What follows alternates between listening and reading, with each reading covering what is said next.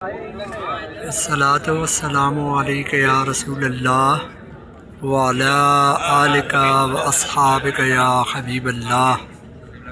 الصلاۃ والسلام علیک یا نبی اللہ وعلی آلک و اصحابک یا رحمۃ للعالمین۔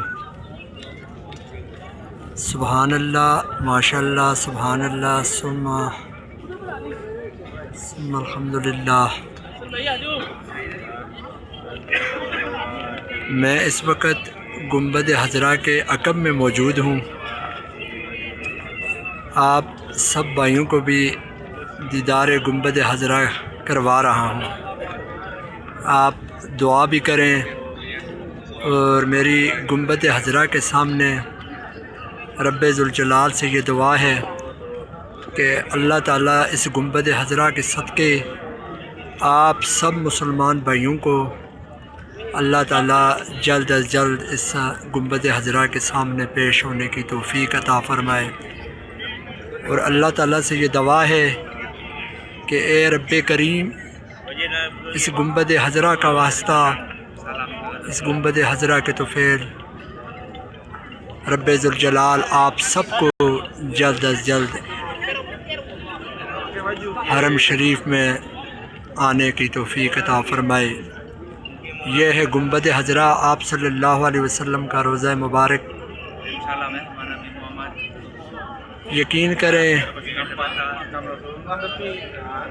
دیکھتے ہی دل خوشی سے جھوم جاتا ہے،